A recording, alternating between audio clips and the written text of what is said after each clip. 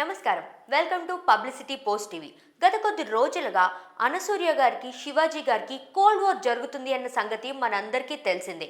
ఇక social media మొత్తం కూడా ఎక్కడ చూసినా వీళ్ళిద్దరి వార్ గురించే హల్చల్ జరుగుతుంది. ఇప్పుడు ఈ వార్లోకి ప్రకాష్ రాజ్ గారు ఎంట్రీ ఇవ్వడమే ఒక హాట్ టాపిక్గా మారిపోయింది.